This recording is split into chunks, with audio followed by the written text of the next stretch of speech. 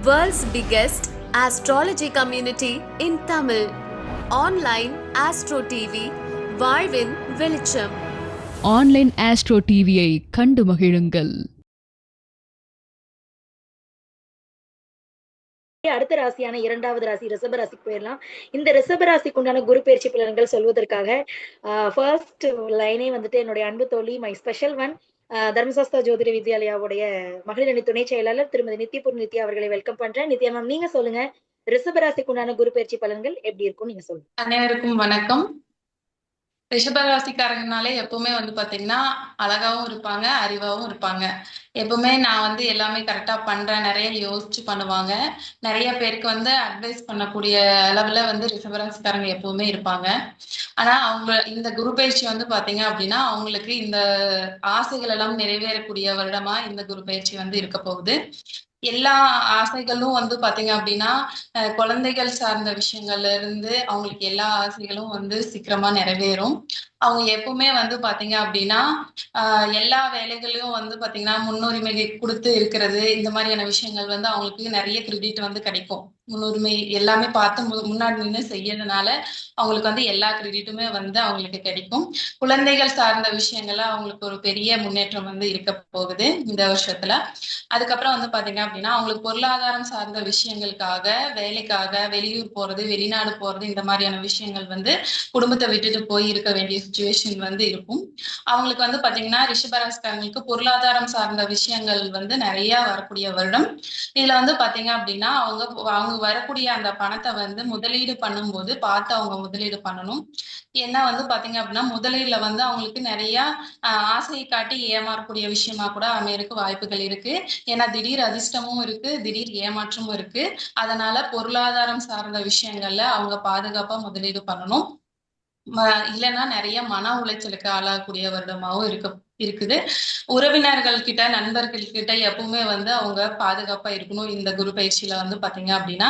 ஏன்னா நிறைய யாருக்கும் ஜாமீன் போடுறதோ இல்ல நான் பொறுப்பு அப்படின்னு நிக்கிறதோ இந்த வருடம் அவங்க இல்லாம இருக்கிறது நல்லது. தந்தை வழி உறவு மேம்படும்.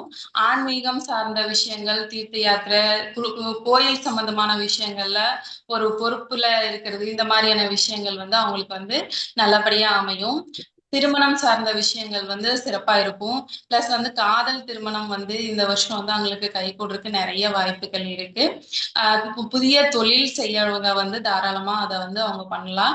அவங்களுக்கு நல்லா இருக்கும். முதலீடுகள் பண்ணும் போதோ, பார்ட்னர் சேர்ந்து பண்ணும் போதோ அவங்க அதுல எப்பவுமே எச்சரிக்கையா இருந்து பண்ணக்கூடிய விஷயங்கள் நல்லது. அம்மாவோட உடல்நிலையில பாத்தீங்க அப்படின்னா கொஞ்சம் கவனமா இருக்கணும். இவங்களும் ஏதாவது நான் கடன் வாங்கி பண்றேன் அப்படின்னாங்கன்னா அந்த கடன் வாங்குறதுல, பத்திரத்துல கையெழுத்து போடுறதுல, இந்த மாதிரியான விஷயங்கள்ல எல்லாமே கொஞ்சம் சேஃபா இருக்கிறது அவங்களுக்கு சிறப்பா இருக்கும். வாகனங்கள்ல பயணிக்கும் போது பாத்தீங்க அப்படின்னா வேகமா போகாம பார்த்து போறது அவங்களுக்கு எப்பவுமே பாதுகாப்பா இருக்கும். இந்த டைம்ல வெளியூர், வெளிநாடு டூர் போறேன், இந்த மாதிரி எங்க போனாலும் அவங்க சேஃபா போறது அவங்களுக்கு நல்லபடியா இருக்கும். பொருளாதார விஷயங்கள்ல அவங்களுக்கு முன்னேற்றம் இருக்கு. பிளஸ் எந்த அளவுக்கு பணம் சார்ந்த விஷயங்கள்ல அவங்களுக்கு ஹாப்பியா இருக்கோ அதே அளவுல பாத்தீங்க அப்படின்னா அவங்களுக்கு மனம் சார்ந்த விஷயங்கள்ல சில சங்கடங்களும் வர்றதுக்கு வாய்ப்புகள் இருக்கு. முதலீடு செய்யறதுல அவங்க கவனமா இருக்கணும்.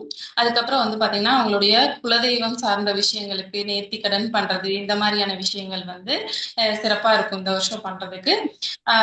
அவங்க பாத்தீங்க அப்படின்னா இந்த குரு பகவான் உச்சமா இருக்கிறதுனால, 8ஆம் அதிபதி உச்சமா இருக்கிறதுனால அவங்க கோவில் சார்ந்த விஷயங்களை பாத்தீங்கன்னா முடி காணிக்கை பண்றது அவங்களுக்கு ஒரு பாதுகாப்பான விஷயமா இருக்கும்.